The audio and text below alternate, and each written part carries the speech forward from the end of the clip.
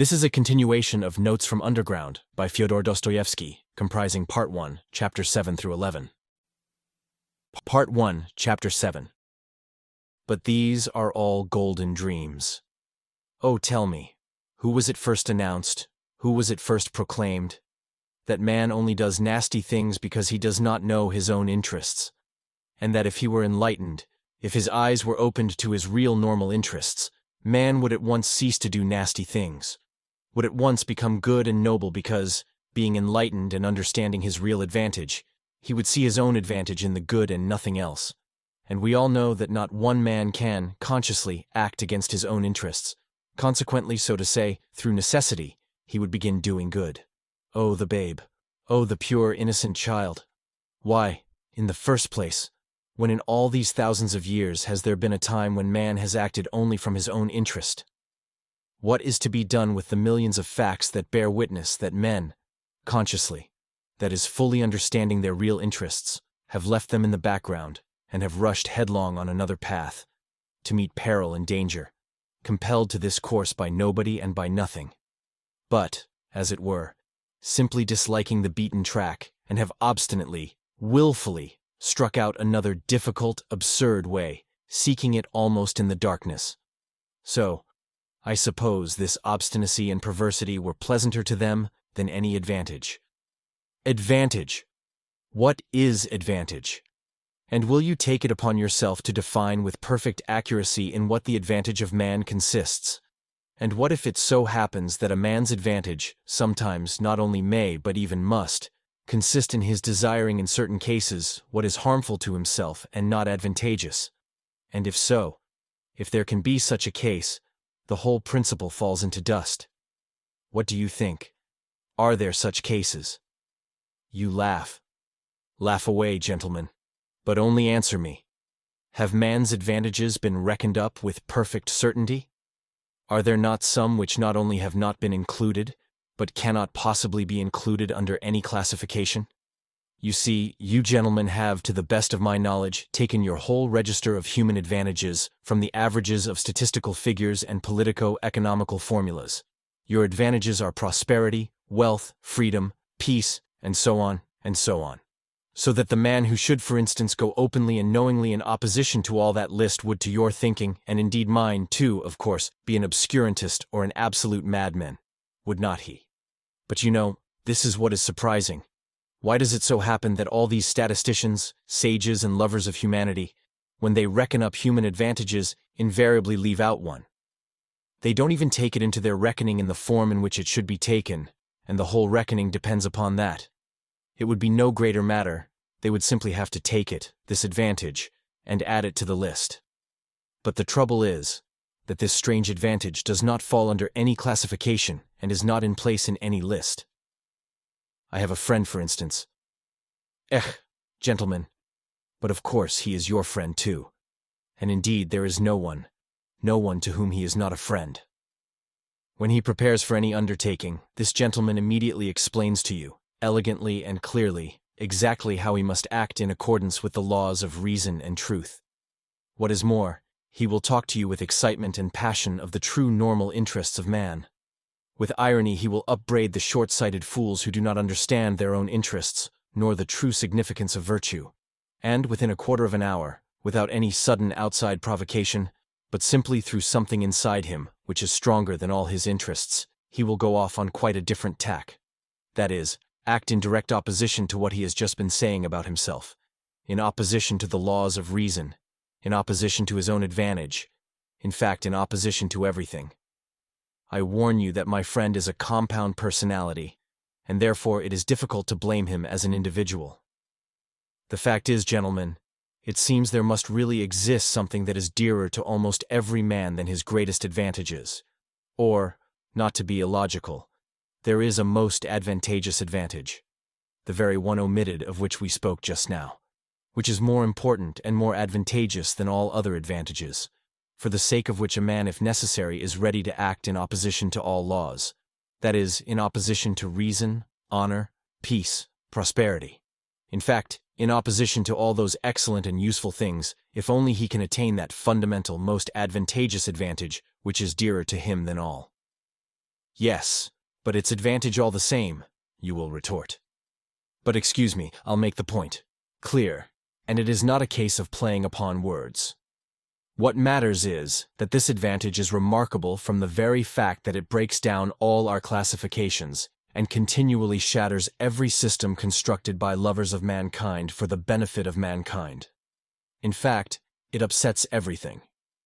But before I mention this advantage to you, I want to compromise myself personally, and therefore I boldly declare that all these fine systems, all these theories for explaining to mankind their real normal interests, in order that inevitably striving to pursue these interests they may at once become good and noble, are, in my opinion, so far, mere logical exercises.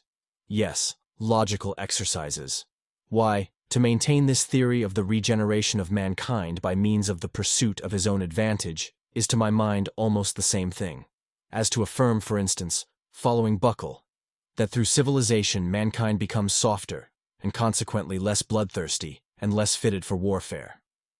Logically, it does seem to follow from his arguments.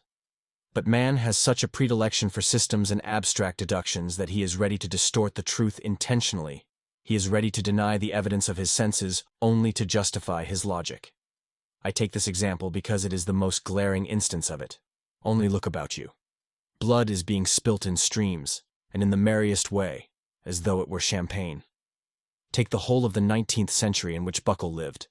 Take Napoleon, the Great, and also the present one.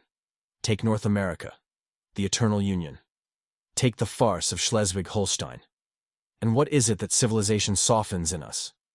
The only gain of civilization for mankind is the greater capacity for variety of sensations, and absolutely nothing more.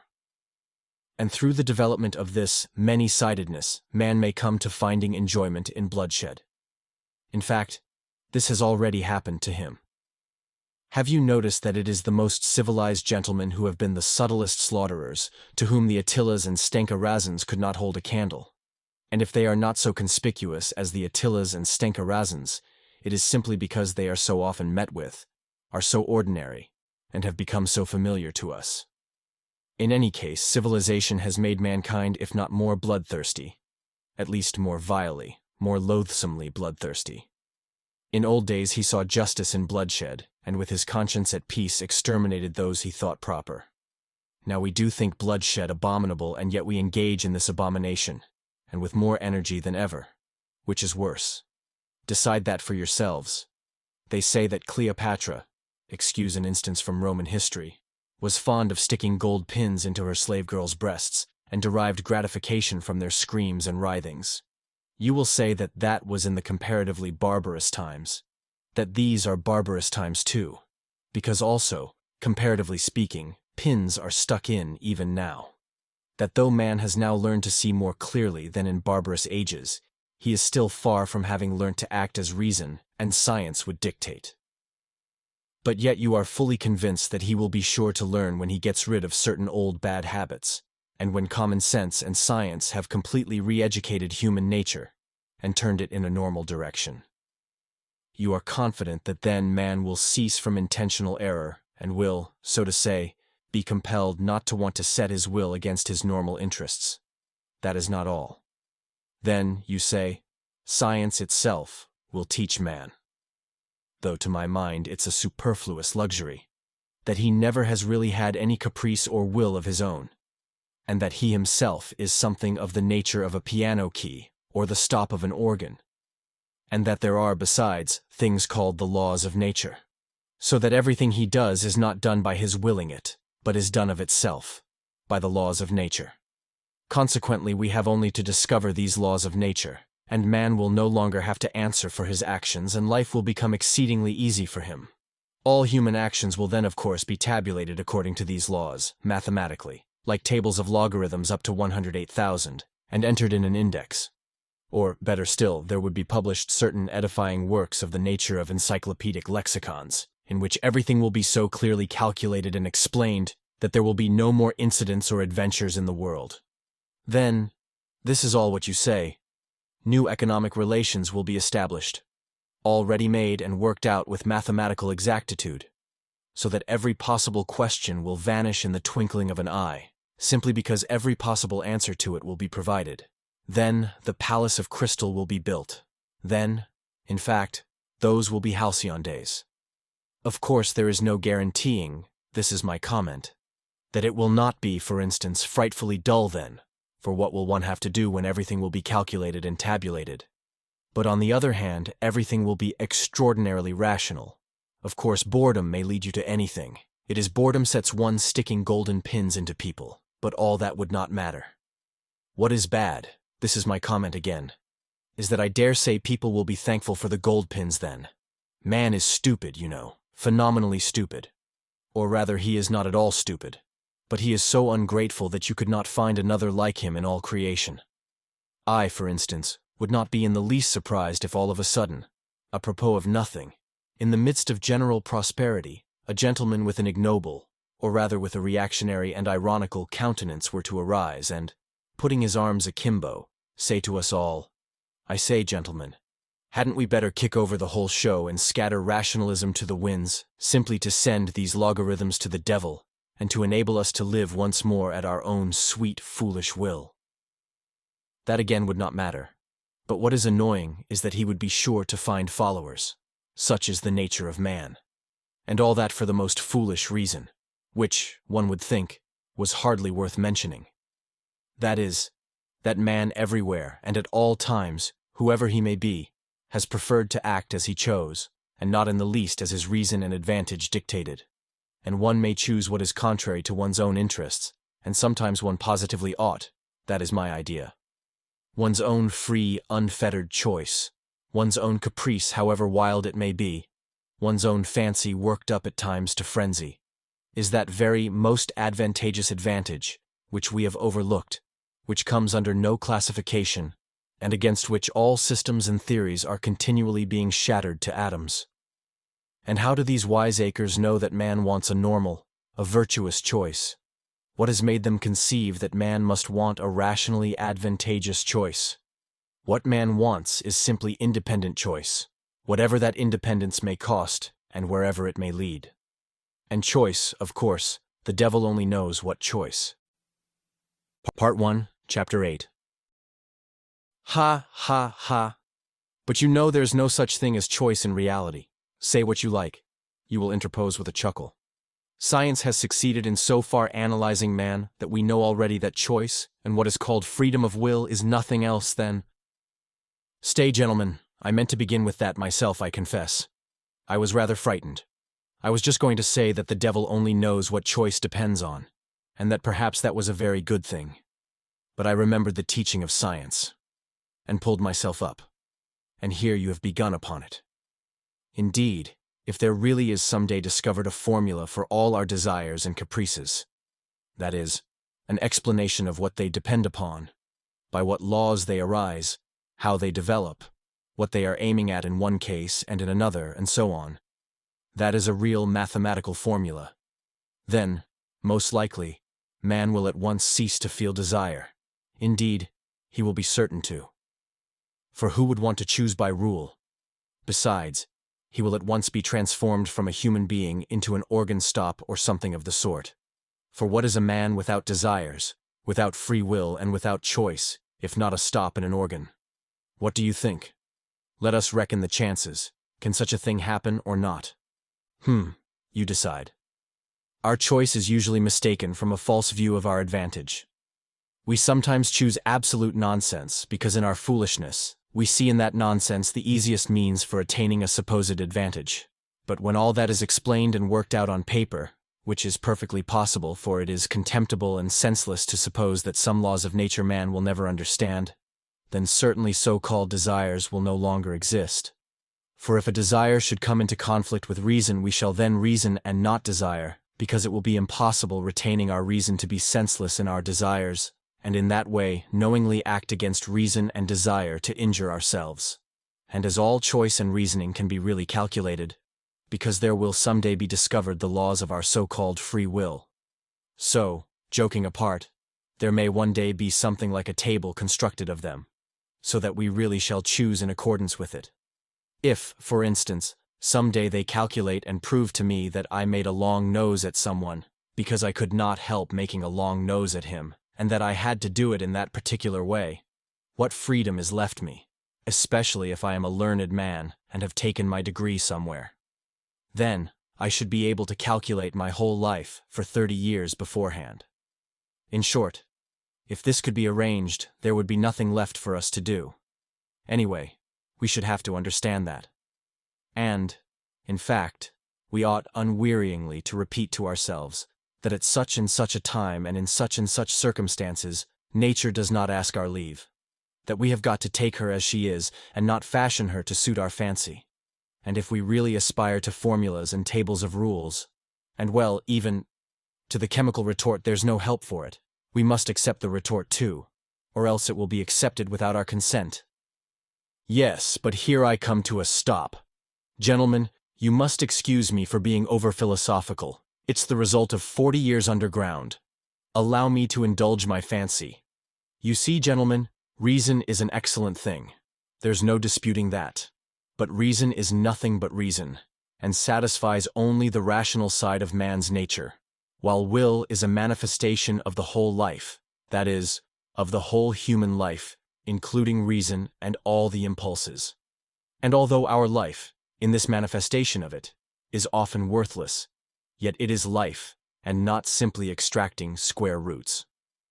Here I, for instance, quite naturally want to live, in order to satisfy all my capacities for life, and not simply my capacity for reasoning. That is, not simply 1/20th of my capacity for life. What does reason know? Reason only knows what it has succeeded in learning. Some things, perhaps, it will never learn. This is a poor comfort, but why not say so frankly? And human nature acts as a whole, with everything that is in it, consciously or unconsciously, and, even if it goes wrong, it lives. I suspect, gentlemen, that you are looking at me with compassion. You tell me again that an enlightened and developed man, such in short, as the future man will be, cannot consciously desire anything disadvantageous to himself, that can be proved mathematically. I thoroughly agree, it can, by mathematics. But I repeat for the 100th time, there is one case, one only, when man may consciously, purposely, desire what is injurious to himself, what is stupid, very stupid, simply in order to have the right to desire for himself even what is very stupid, and not to be bound by an obligation to desire only what is sensible. Of course, this very stupid thing, this caprice of ours, may be in reality, gentlemen, more advantageous for us than anything else on earth, especially in certain cases. And in particular, it may be more advantageous than any advantage, even when it does us obvious harm, and contradicts the soundest conclusions of our reason concerning our advantage. For in any circumstances, it preserves for us what is most precious and most important, that is, our personality, our individuality. Some, you see, maintain that this really is the most precious thing for mankind. Choice can, of course, if it chooses, be in agreement with reason, and especially if this be not abused but kept within bounds. It is profitable and sometimes even praiseworthy. But very often, and even most often, choice is utterly and stubbornly opposed to reason, and, do you know that that too is profitable, sometimes even praiseworthy? Gentlemen, let us suppose that man is not stupid. Indeed, one cannot refuse to suppose that, if only from the one consideration that if man is stupid, then who is wise? But if he is not stupid, he is monstrously ungrateful, phenomenally ungrateful. In fact, I believe that the best definition of man is the ungrateful biped. But that is not all. That is not his worst defect. His worst defect is his perpetual moral obliquity. Perpetual, from the days of the flood to the Schleswig-Holstein period. Moral obliquity, and consequently lack of good sense. For it has long been accepted that lack of good sense is due to no other cause than moral obliquity. Put it to the test, and cast your eyes upon the history of mankind. What will you see? Is it a grand spectacle? Grand, if you like. Take the Colossus of Rhodes, for instance. That's worth something. With good reason, Mr. Anevsky testifies of it that some say that it is the work of man's hands, while others maintain that it has been created by nature herself. Is it many-colored? Maybe it is many-colored too. If one takes the dress uniforms, military and civilian, of all peoples in all ages, that alone is worth something. And if you take the undress uniforms, you will never get to the end of it. No historian would be equal to the job. Is it monotonous? Maybe it's monotonous too. It's fighting and fighting. They are fighting now. They fought first, and they fought last. You will admit that it is almost too monotonous. In short, one may say anything about the history of the world, anything that might enter the most disordered imagination. The only thing one can't say is that it's rational. The very word sticks in one's throat. And indeed, this is the odd thing that is continually happening. There are continually turning up in life moral and rational persons, sages and lovers of humanity, who make it their object to live all their lives as morally and rationally as possible, to be, so to speak, a light to their neighbors, simply in order to show them that it is possible to live morally and rationally in this world. And yet we all know that those very people sooner or later have been false to themselves, playing some queer trick, often a most unseemly one. Now I ask you, what can be expected of man since he is a being endowed with strange qualities? Shower upon him every earthly blessing, drown him in a sea of happiness, so that nothing but bubbles of bliss can be seen on the surface. Give him economic prosperity, such that he should have nothing else to do but sleep, eat cakes, and busy himself with the continuation of his species, and even then, out of sheer ingratitude, sheer spite, man would play you some nasty trick.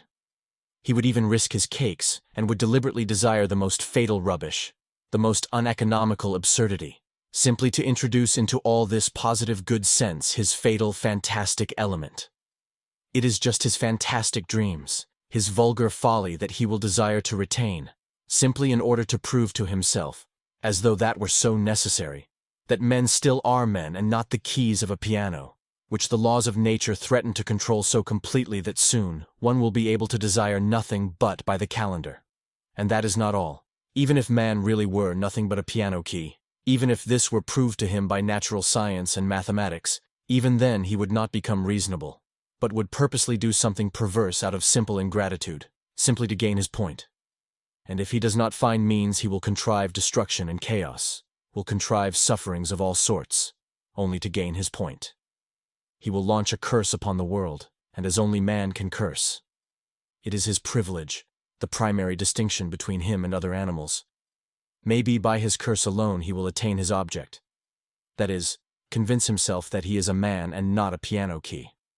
If you say that all this too can be calculated and tabulated, chaos and darkness and curses, so that the mere possibility of calculating it all beforehand would stop it all, and reason would reassert itself, then man would purposely go mad in order to be rid of reason and gain his point.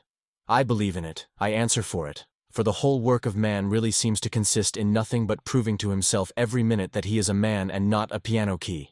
It may be at the cost of his skin, it may be by cannibalism. And this being so, can one help being tempted to rejoice that it has not yet come off, and that desire still depends on something we don't know? You will scream at me, that is if you condescend to do so, that no one is touching my free will, that all they are concerned with is that my will should of itself, of its own free will, coincide with my own normal interests, with the laws of nature and arithmetic. Good heavens, gentlemen, what sort of free will is left when we come to tabulation and arithmetic, when it will all be a case of twice 2 make 4? Twice 2 makes 4 without my will, as if free will meant that. Part 1, Chapter 9. Gentlemen, I am joking, and I know myself that my jokes are not brilliant, but you know one can take everything as a joke. I am, perhaps, jesting against the grain. Gentlemen, I am tormented by questions. Answer them for me. You, for instance, want to cure men of their old habits and reform their will in accordance with science and good sense. But how do you know, not only that it is possible, but also that it is desirable to reform man in that way? And what leads you to the conclusion that man's inclinations need reforming? In short, how do you know that such a reformation will be a benefit to man? And to go to the root of the matter, why are you so positively convinced that not to act against his real normal interests guaranteed by the conclusions of reason and arithmetic is certainly always advantageous for man and must always be a law for mankind? So far, You know, this is only your supposition. It may be the law of logic, but not the law of humanity. You think, gentlemen, perhaps that I am mad?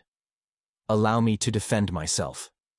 I agree that man is preeminently a creative animal, predestined to strive consciously for an object and to engage in engineering, that is, incessantly and eternally to make new roads, wherever they may lead. But the reason why he wants sometimes to go off at a tangent may just be that he is predestined to make the road, and perhaps, too, that however stupid the direct practical man may be, the thought sometimes will occur to him that the road almost always does lead somewhere, and that the destination it leads to is less important than the process of making it. The chief thing is to save the well-conducted child from despising engineering, and so giving way to the fatal idleness, which, as we all know, is the mother of all the vices. Man likes to make roads and to create. That is a fact beyond dispute. But why has he such a passionate love for destruction and chaos also? Tell me that. But on that point, I want to say a couple of words myself. May it not be that he loves chaos and destruction? There can be no disputing that he does sometimes love it. Because he is instinctively afraid of attaining his object and completing the edifice he is constructing? Who knows? Perhaps he only loves that edifice from a distance, and is by no means in love with it at close quarters. Perhaps he only loves building it and does not want to live in it, but will leave it when completed, for the use of les animaux domestiques, such as the ants, the sheep, and so on. Now the ants have quite a different taste. They have a marvelous edifice of that pattern which endures forever, the ant heap. With the ant heap, the respectable race of ants began, and with the ant heap, they will probably end, which does the greatest credit to their perseverance and good sense. But man is a frivolous and incongruous creature, and perhaps, like a chess player, loves the process of the game, not the end of it. And who knows? There is no saying with certainty. Perhaps the only goal on earth to which mankind is striving lies in this incessant process of attaining, in other words, in life itself, and not in the thing to be attained, which must always be expressed as a formula, as positive as 2 × 2 = 4. And such positiveness is not life, gentlemen, but is the beginning of death. Anyway, man has always been afraid of this mathematical certainty, and I am afraid of it now. Granted that man does nothing but seek that mathematical certainty. He traverses oceans, sacrifices his life in the quest, but to succeed, really to find it, dreads, I assure you. He feels that when he has found it, there will be nothing for him to look for. When workmen have finished their work, they do at least receive their pay. They go to the tavern. Then they are taken to the police station. And there is occupation for a week. But where can man go? Anyway, one can observe a certain awkwardness about him when he has attained such objects. He loves the process of attaining, but does not quite like to have attained, and that, of course, is very absurd. In fact, man is a comical creature. There seems to be a kind of jest in it all. But yet mathematical certainty is, after all, something insufferable. 2 × 2 = 4 seems to me simply a piece of insolence. 2 × 2 = 4 is a pert coxcomb who stands with arms akimbo barring your path and spitting. I admit that 2 × 2 = 4 is an excellent thing. But if we are to give everything its due, 2 × 2 = 5 is sometimes a very charming thing too. And why are you so firmly, so triumphantly, convinced that only the normal and the positive, in other words, only what is conducive to welfare, is for the advantage of man? Is not reason in error as regards advantage? Does not man perhaps love something besides well-being? Perhaps he is just as fond of suffering? Perhaps suffering is just as great a benefit to him as well-being? Man is sometimes extraordinarily, passionately, in love with suffering, and that is a fact. There is no need to appeal to universal history to prove that. Only ask yourself if you are a man and have lived at all. As far as my personal opinion is concerned, to care only for well-being seems to me positively ill-bred. Whether it's good or bad, it is sometimes very pleasant, too, to smash things. I hold no brief for suffering nor for well-being either. I am standing for my caprice, and for its being guaranteed to me when necessary. Suffering would be out of place in vaudevilles, for instance. I know that. In the Palace of Crystal, it is unthinkable. Suffering means doubt, negation. And what would be the good of a palace of crystal if there could be any doubt about it? And yet I think man will never renounce real suffering, that is, destruction and chaos. Why? Suffering is the sole origin of consciousness. Though I did lay it down at the beginning that consciousness is the greatest misfortune for man, yet I know man prizes it and would not give it up for any satisfaction. Consciousness, for instance, is infinitely superior to twice 2 makes 4. Once you have mathematical certainty, there is nothing left to do or to understand. There will be nothing left but to bottle up your 5 senses and plunge into contemplation. While if you stick to consciousness, even though the same result is attained, you can at least flog yourself at times, and that will, at any rate, liven you up. Reactionary as it is, corporal punishment is better than nothing. Part 1, Chapter 10. You believe in a palace of crystal that can never be destroyed, a palace at which one will not be able to put out one's tongue or make a long nose on the sly. And perhaps that is just why I am afraid of this edifice, that it is of crystal and can never be destroyed, and that one cannot put one's tongue out at it even on the sly. You see, if it were not a palace, but a henhouse, I might creep into it to avoid getting wet, and yet I would not call the henhouse a palace out of gratitude to it for keeping me dry. You laugh and say that in such circumstances, a henhouse is as good as a mansion. Yes, I answer, if one had to live simply to keep out of the rain. But what is to be done if I have taken it into my head that that is not the only object in life, and that if one must live, one had better live in a mansion? That is my choice, my desire. You will only eradicate it when you have changed my preference. Well, do change it. Allure me with something else, give me another ideal. But meanwhile, I will not take a henhouse for a mansion. The palace of crystal may be an idle dream. It may be that it is inconsistent with the laws of nature, and that I have invented it only through my own stupidity, through the old-fashioned irrational habits of my generation. But what does it matter to me that it is inconsistent? That makes no difference since it exists in my desires, or rather, exists as long as my desires exist. Perhaps you are laughing again? Laugh away. I will put up with any mockery rather than pretend that I am satisfied when I am hungry. I know anyway that I will not be put off with a compromise, with a recurring zero, simply because it is consistent with the laws of nature and actually exists. I will not accept as the crown of my desires a block of buildings with tenements for the poor on a lease of 1,000 years, and perhaps with a signboard of a dentist hanging out. Destroy my desires, eradicate my ideals, show me something better, and I will follow you. You will say, perhaps, that it is not worth your trouble.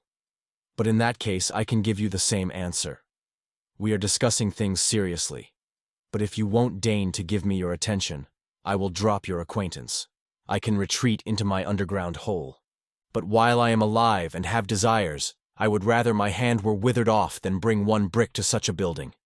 Don't remind me that I have just rejected the palace of crystal for the sole reason that one cannot put out one's tongue at it. I did not say because I am so fond of putting my tongue out. Perhaps the thing I resented was that of all your edifices, there has not been one at which one could not put out one's tongue. On the contrary, I would let my tongue be cut off out of gratitude if things could be so arranged that I should lose all desire to put it out.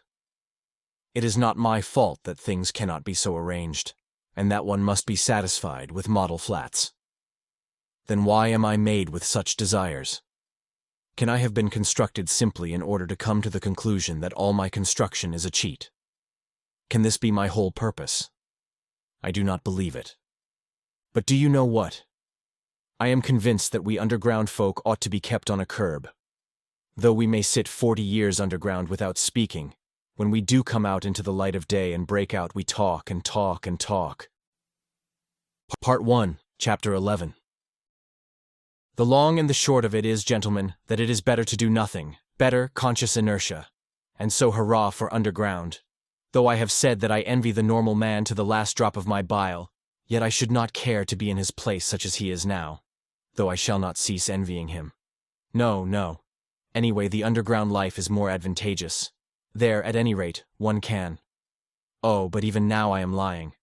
I am lying because I know myself that it is not underground that is better, but something different, quite different, for which I am thirsting, but which I cannot find.